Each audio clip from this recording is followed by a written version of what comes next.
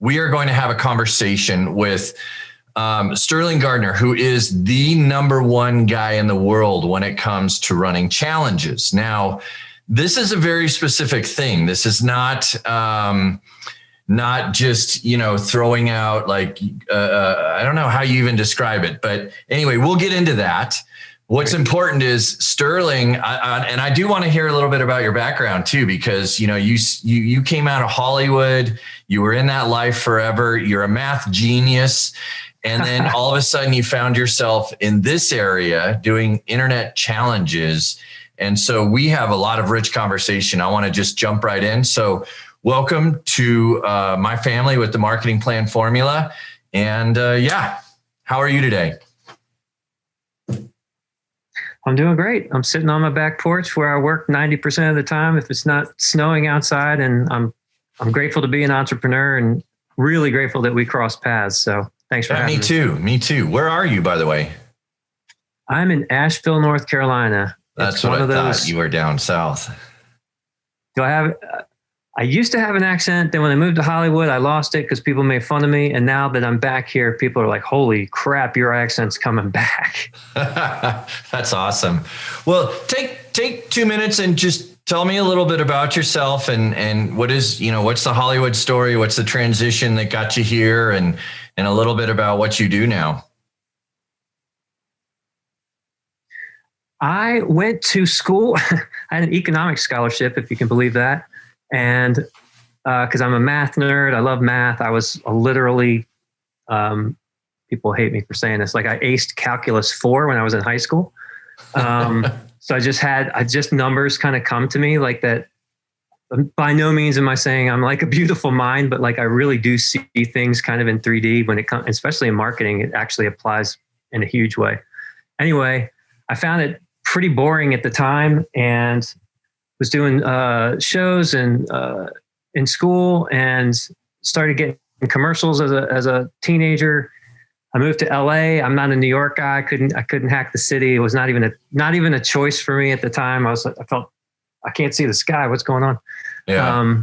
So I moved to LA and did perform for a while, made my living as an actor, and then transitioned without even really thinking about it into writing and producing so that I could actually write stuff that I could perform in.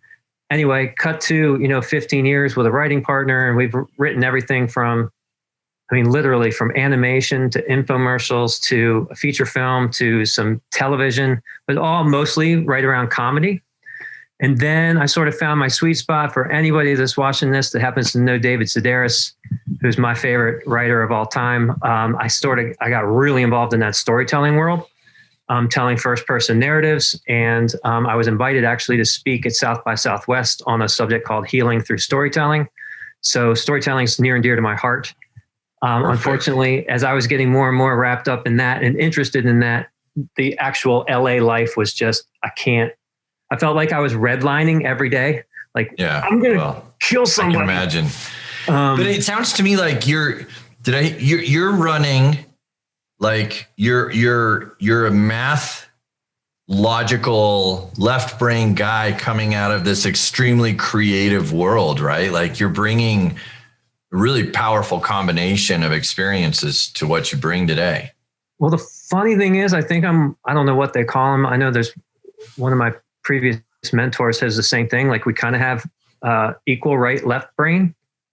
So we can kind of match them together, which a lot of people don't. I feel like I actually lead on the right brain side, but I love numbers. So fitting the numbers into this big equation is sort of my sweet spot. And so when I left LA, I literally didn't have any idea what I was going to do. I moved to Asheville. I've always been fascinated by the internet. I remember the very first time I saw an online ad and I went, wait, you can sell stuff through the computer? Like it blew my mind. Yeah. So I just had a bizarre fascination with that. Always enjoyed marketing. Thought if I didn't do the acting thing, I'd probably do marketing and advertising because I love to write funny stuff. And I just sort of fell into it. Went to the first Facebook ad certification program, got asked to be an advisor in this mastermind. And then we started, not nearly to the level that you do, but we had people that would come bring their businesses. They would be broken and we'd sit with them specifically and try to figure out their funnels. Not so much their back end systems, but like, let's fix your business on the marketing side. And so I feel like I have pretty decent X-ray vision into people's businesses.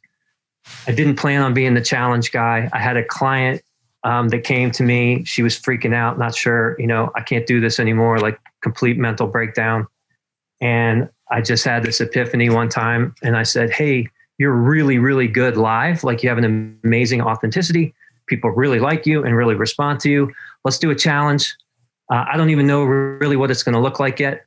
And at the time, she was like my big client. So I thought, she's got to make this because I got to make this. So I just sat back and kind of designed with my storytelling background, like what would the content over 5 days look like? Like how would this person show up live teaching and building these connections? Because my background, theater, writing, film, TV, I thought if we can actually script this out, the interaction that people can have with somebody who goes live every day in this tight-knit community that we set up, like there's nothing like it. There's not going to be anything like it. So we were kind of one of the first. It's really cool. And so I got to write her story, which is like my forte. So people just really, really responded to her. And when we opened the cart, the sales started to come in. And then by the time at the time had the first, multi-six-figure launch. So it was like a big deal for both of us. And then I got referred to a friend of hers and I thought, shit, was this a one-hit wonder? Can I repeat the process? I repeated the process.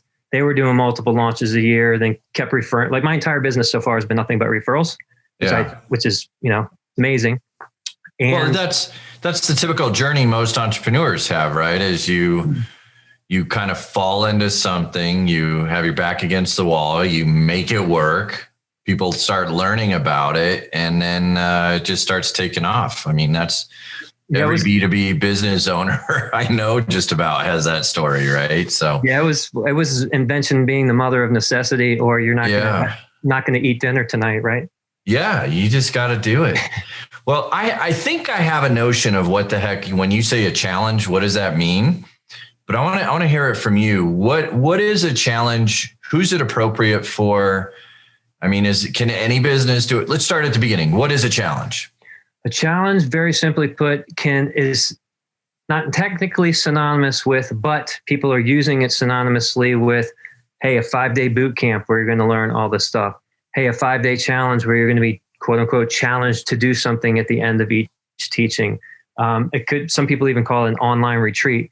It's basically a concentrated amount of time, generally 5 days, where you put all of your leads into a closed Facebook group, into a closed ecosystem. So you got all these like-minded people that want what you have to offer.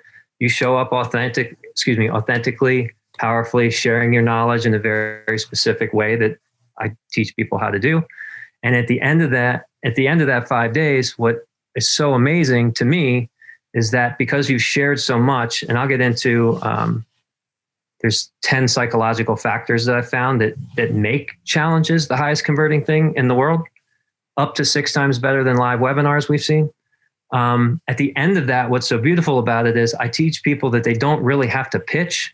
You basically presented and left it out on the table. And if you've left it out on the table in the proper way, and you've connected in the proper way, the next natural, logical step for them is to continue wanting to work with you. So although I do teach people, how to pivot to a pitch and all that stuff, it's really about just showing up authentically as your whole self and just share so that the reciprocation is, oh my God, I need to work with this person in their program. Okay, I've got like 1,000 questions. I'm going to try and keep them in order here.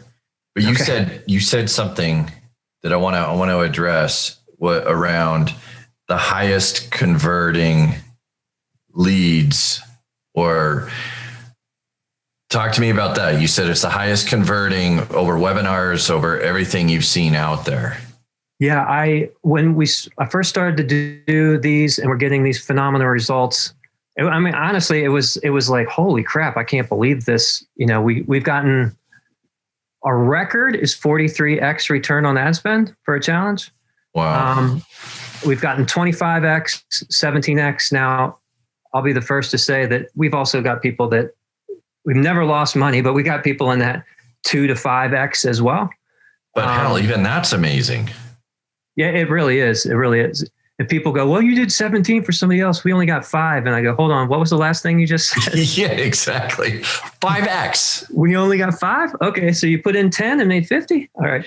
So am I looking at a challenge? To me, this sounds and feels a little bit more like, instead of a marketing strategy, it's a bit tactical.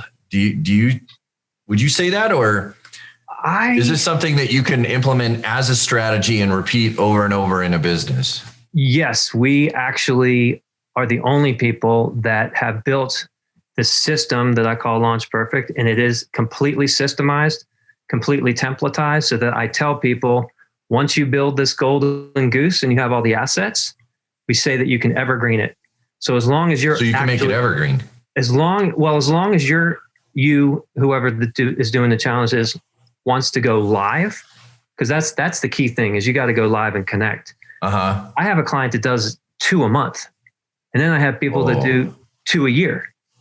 So it really just depends on how systemized you are on your back end, because we have this stuff dialed the hell in. I mean, it is. I'm liking this. So, because I also, in addition to the marketing plan formula, we run a supplement business, and which I'm thinking, like, this sounds like it's perfect for that, right? Like, we sell our supplements primarily through webinars, and I think if we had a challenge, it would be phenomenal.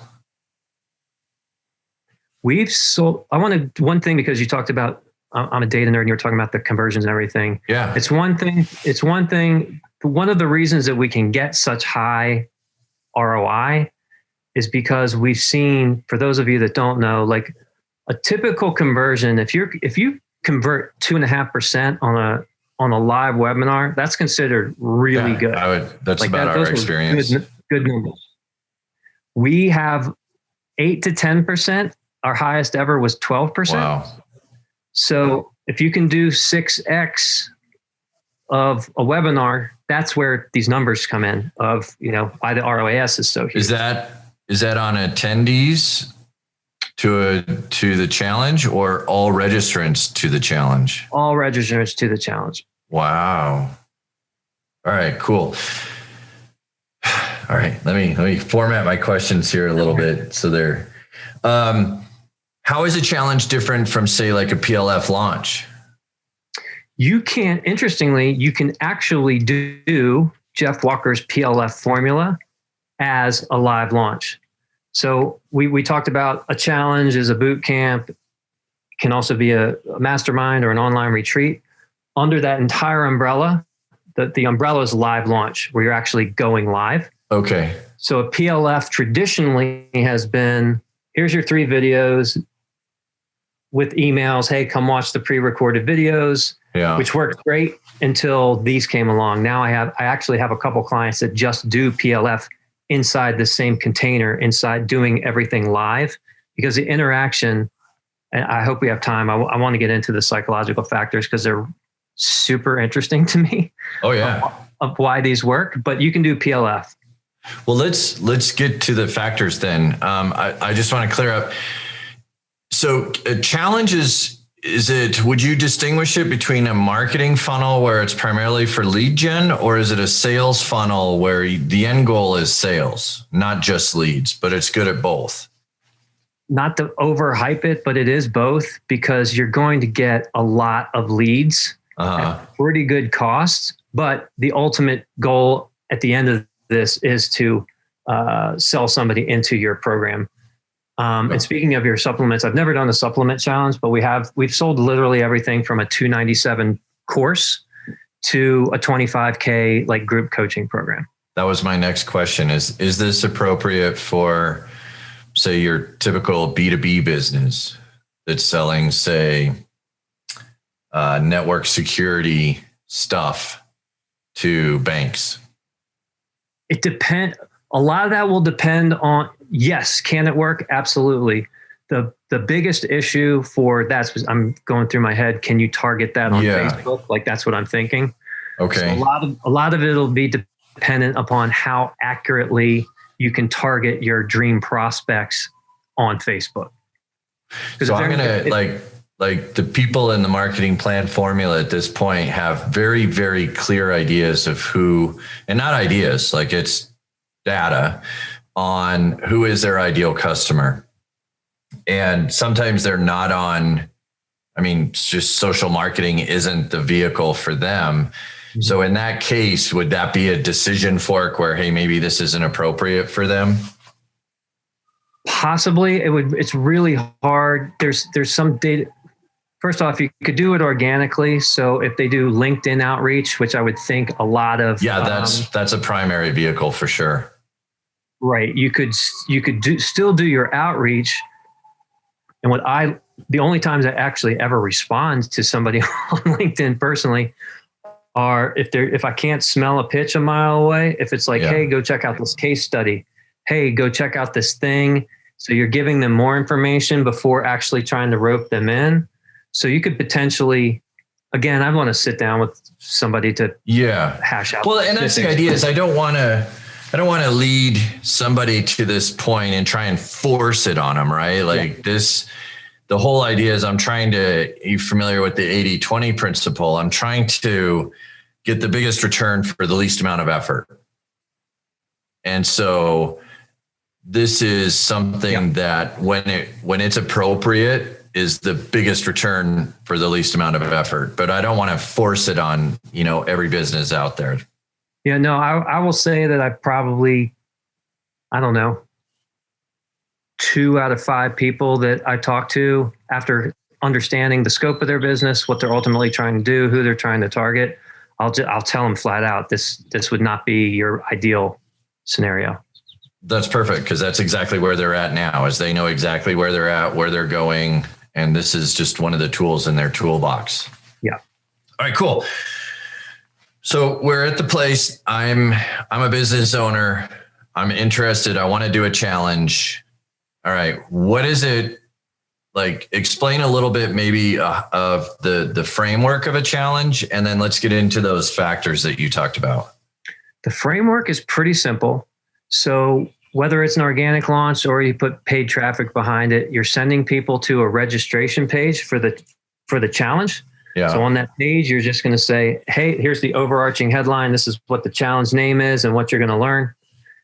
Day 1, you're going to learn this so that you can fill in the blank. Day 2, you're going to learn this so that you can do this. So you're building them through and actually showing them before they even sign up, because you want people to read through and go, well, this looks helpful to me. Of course, I'm going to join up. Then there's a registration on the thank you page. Hey, I'm so happy that you joined my challenge. Click the button below. Everything that you're going to need to learn and experience is going to take place in this closed private Facebook group. Click. So all the leads come through your funnel. So whether they show up into the Facebook group or not, which is an interesting phenomenon, that there's always a percentage that don't. You don't know where they go. Yeah. But, so that's what I was talking about earlier, where they're just leads, period. They're leads right off. Yeah. Then they show up in your group, and there's, depending on how, if you're spending money, depending on how much you're spending, will be 5 to 10 days from the time that you start registering people till the first time that you go live. So they're kind of hanging out in this community. You're posting engaging questions. You might pop in there and say, hey, I just want to tell you a little bit about myself. This is what you can look forward to. So you're just getting people hyped up for when you actually do your first live. You've got the bee's nest and you're sticking your stick in there. You're poking the bear. Okay. That's an Asheville, North Carolina reference right there. Yeah. And so, where was I? So then you've got your 5 days mapped out of what you're going to teach. Generally, you'll do most of your teaching 4 days and then pitch on day 4. 5 days, kind of a summary and a repitch. And then usually we leave for those of you that don't know, after you make your pitch, we refer to that as the cart's open so people can go purchase your offer. We usually leave it open for 5 days. In those 5 days, it might be like, Russell's come through my program. He's joined me on Zoom today. I just want to have a conversation with him, what it was like in the program. Why did you join the program? What have you learned? So you're just kind of selling, video testimonial. answering questions and answer questions. And then if it's a program, like I might come on live and just walk them through the back end. Hey, for those of you that are interested, this is what the program looks like. These are the guts of the program. It's amazing. And then sometimes a coffee chat where it's like, I'm just coming on live. So whatever questions you guys have, fire them at me. So that's why you've done all this teaching. You've connected with people. Then you're answering questions and connecting and interacting with them. That's one of the reasons it works so well, is because there's literally no other format where you can do that. There's no other format.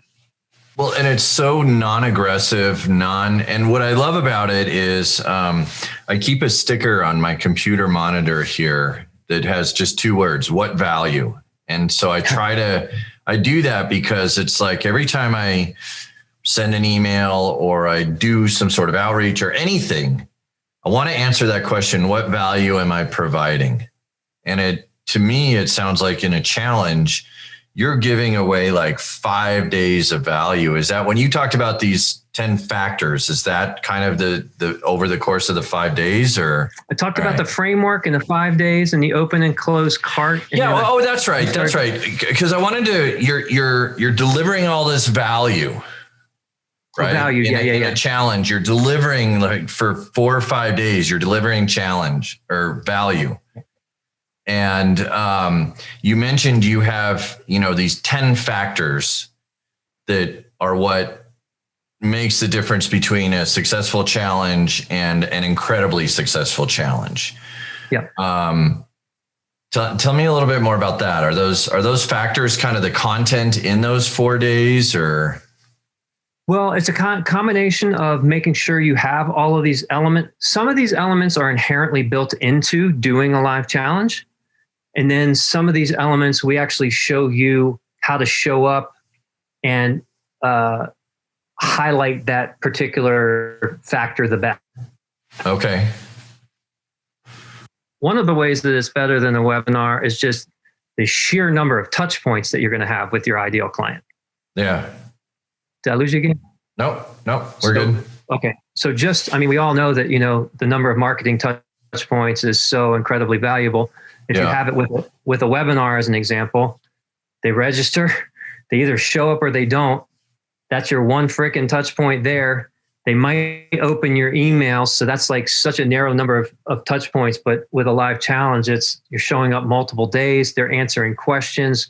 You got the emails. We have very specific kind of posts that we do before you go live in the challenge, the way that we structure the open cart. It's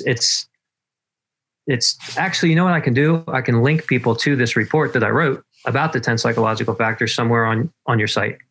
Yeah, we can. So below this interview is going to be a whole page. We can put whatever you want on there. Additional information, downloads, we can put it all out there. Okay. Great. So now I'm curious. I want to do this for my business. Mm-hmm. Well, do you want to go into the 10 factors real quick? Because I'll pluck off 4 or 5 real quick. Yeah. So let's get into these factors. Okay. You don't have to go through all 10. Let's hit some of your favorites. Yeah. My ultimate favorite, which goes perfectly in line with giving value, is there's actually, I don't know if it's a principle or a theory, but there's the principle of reciprocity. Mm-hmm. And you talk about leading with value. There's actually a guy in 1974. His name is Philip Kuntz, because all these social psychologists study reciprocity. Uh-huh. And there was a gentleman, Philip Kuntz, who check this out. I think this is fascinating. He sent 600 Christmas cards out to complete strangers. And just the act of them receiving a Christmas card, 200 sent cards back. 1/3 of the people that got something unexpected of value returned that value. That's really, really cool to me. There's another one we talk about knowledge, right? You want to show up as knowledgeable as possible. So very specific way that we tell people to show up. Part of it's in how we design the content that they're actually going to be presenting. But there's something called the halo effect. Have you ever heard of the halo effect? No. I think so, but it's a Machine Head song I'm thinking of. It's a really interesting thing where, and this is kind of it works short term. It's also kind of a long term play where when you show up and position your knowledge in such a way that people naturally think that this thing that you're teaching, obviously they believe that you're good at that thing and expert at that thing. The halo effect refers to, they also subconsciously assign you to being good to other things. So as you pitch other offers in the future, so it's one of the reasons that why when people buy from you the first time, they're more likely to buy from you the second time if that first experience is good. So the halo effect is literally not being aware that you may not be great at these other things, but people automatically assume you are. I think that's really interesting. Just building credibility over, Yeah. I mean, it's as crazy. Some of the experiments I was reading, it's as crazy as, here's a perfect example. And I don't even mean this politically because it doesn't have to do it, but it's like Arnold Schwarzenegger, amazing, movie star. Well, he'll definitely be a politician. And you're just like, okay, doesn't really make sense, but all right. And again, I don't have anything against him, and nor am I trying to make this political, but I could be selling cars. And if somebody really loves me and all of a sudden now I'm like a contractor, well, he was great at selling cars. So he's clearly going to put the siding up on my house. Oh, sure. That makes sense. It doesn't make sense, but it does on some subconscious level. That's really cool. Knowledge, authority is another one. We are taught to respect authority as we're growing up, and somebody that's why it also works so well for people who aren't names, because when you show up as the leader inside this community and you're sharing your expertise, people automatically label you as the authority and follow along with what you say. Frankly, even if it's not 100% true, I'm not suggesting that. I'm just saying that when you position yourself, and we show people in that 5 to 7 day period before they go live, specific posts, and ways to come live before anybody even knows them and before they're actually teaching content that kind of build up that authority even more. And then one of the next things is empathy. So I only work with these types of people anyway, but I only work with people that are really authentic, are actually in the world to do good stuff. Like I'm not interested in trying to help somebody sell 1,000 whatevers if they're just out to sell 1,000 whatevers. Yeah. So when you show up, that authenticity comes through. So there's vulnerability. This is what I taught at the client. Mark probably touches on this too. But when you show up and you're sharing your story, you're one step ahead. You're making that emotional connection. People don't relate necessarily to your circumstances at all. They're relating to the emotions that you went through, because we all share emotions. Yeah. So your actual story doesn't matter as much as the emotion that you went through. At the beginning of the call, we were talking about back against the wall. Who hasn't experienced a moment where they're like, I got to shit or get off the pot. Yeah. We got to go. I don't want to go off on a tangent, but I once saw Marcus Lemonis. You know who he is, now it's escaping me. CNBC business. He'll invest in your business. The Prophet. Yeah. Right. Like he did a wonderful hands-on example a few years ago at a big conference I was at on also vulnerability. And you said like people connect on the emotional level, but also a vulnerability level. It's that common ground that we all have that if you lead with a little bit of vulnerability and you're not, coming off as Elon Musk, who has all the answers, people relate to that. And that's just so. I don't want to get on a tangent either, but this is what we did at South by Southwest, which is we were technically speaking in the tech branch. So there's music and tech. So there was all these business people that came in and they were like, what the hell is healing through storytelling? Why is this even in the tech section? We didn't even know why we were invited. I didn't even know what we were going to do until the morning of. And I said, we're giving people, this was fascinating. We're going to give people postcards and pens. And I'm going to say, write a 3-sentence story, anything that you want in your life. I want a beginning, a middle, and an end sentence. I didn't know how this was going to work, to be honest. I said, who wants to share their story? A person sheepishly raised their hand. I said, okay, read your story. And it was, I can't remember which one actually went first because there were so many mind-blowing stories, but it was something along the lines of, I had a woman that really, really loved me and wanted to marry me. I was afraid to get into a full-time relationship with her. I broke up with her. I think about her every day, even though I'm currently married now. And it was like, wait, what did you just say? What? And then, okay, awesome. who wants to go next? And it was like, oh, the last time I saw my dad, I was holding hands. He was walking me to the school bus and the car hit him. My God. So that's a whole nother rabbit hole that we could go down of why those are the stories they chose. Awesome. But and so the whole 2 hours of this program, all I did after somebody shared a story, I said, who can relate to the story? And then you say, what do you relate to it? Well, I think I regret something I did with my boyfriend or whatever. So it doesn't have anything to do with the circumstances, but it's the feeling of loss or the feeling of regret, whatever the case may be. Anyway, so.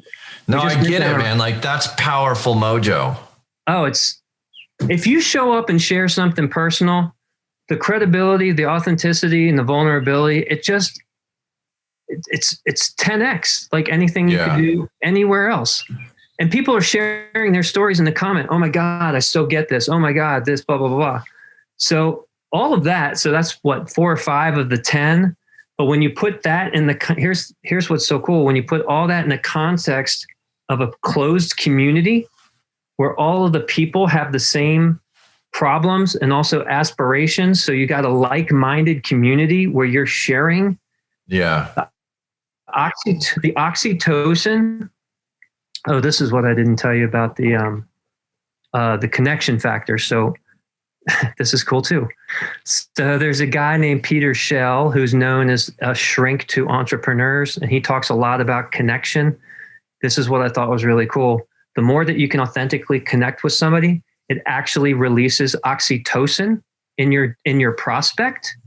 And customers who are bathed in oxytocin, which comes from the vulnerability and the knowledge that you share and the value that you lead with, they actually spend more freely. And here's the cool thing. They actually feel good about spending. So it is the opposite of a hard pitch. Yeah. You're actually get that value. I got goosebumps. That's so corny what I'm about to say, but I got goosebumps. Yeah. Because that's how it should be. Totally. And nobody does it.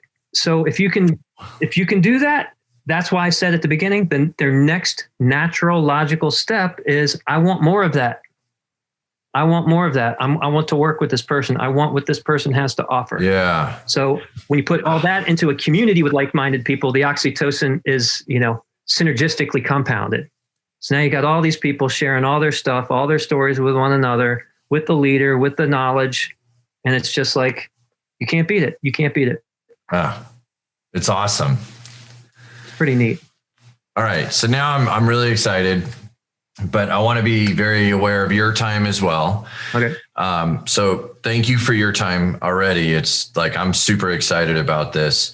But I want to answer a few last remaining questions before we sign off.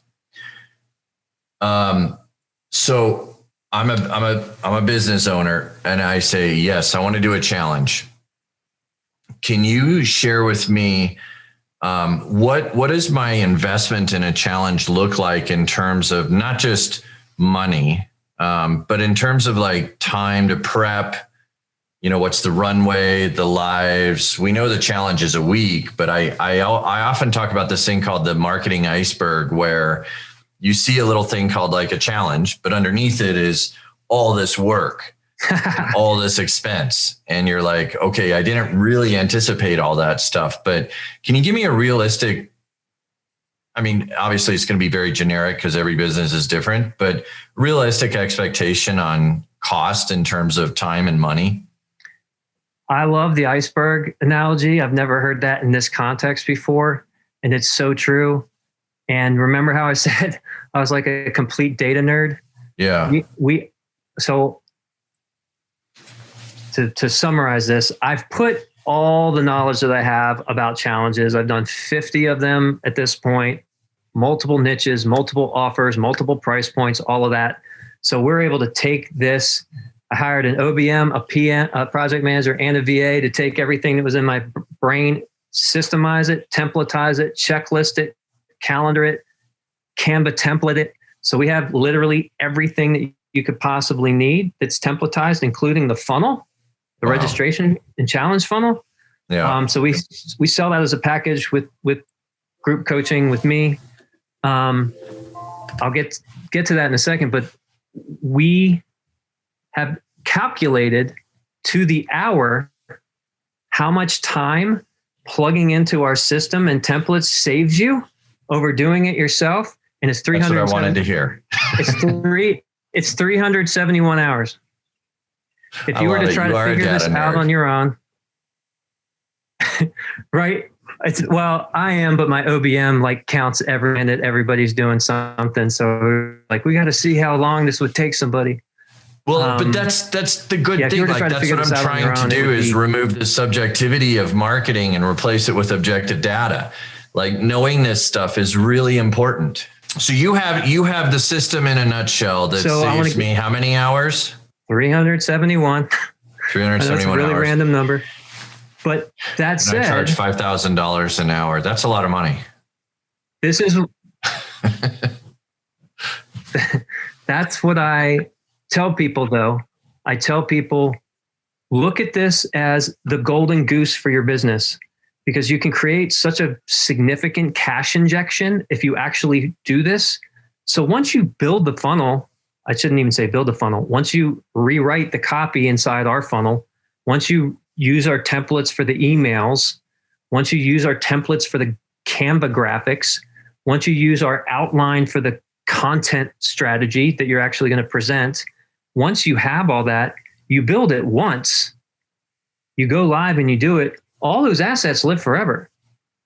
So you can come back 3 months from now, or like my client every other freaking week, you're just plugging the same email sequences go out. You're teaching the same content. Well, you might change it depending on feedback, but like it is the golden goose. It's not a work-free golden goose. You have to build the goose, but once you have the goose, you have the goose. You have to run it. But sure, man, it's a brilliant system. So it's pretty darn neat. We're really proud of it. And ask me anything. What other questions you might have? Well, you're here now, and the person that is here and watching this now, I want to encourage them to reach out to you. We're going to have all your contact information below. Yeah. To get and use your service, because obviously that's why you're here. I'm building the world's best Rolodex of marketing experts. And when it comes to challenges, you've done more than anyone. You're more successful at it than anyone else out there. And you're the go-to expert. Well, thank you. What I'm going to do, because I don't like I'm direct. And so what I'll link people to will be 2 resources. I'll link them to the 10 psychological factors PDF so that they can just read it and refresh it right there. And I'll also link them. We're basically building it right now where there's going to be a page with a brief video training that goes into this a little bit more deeply. Everything that comes in the program, including the freaking price, just on one page. Like I'm not.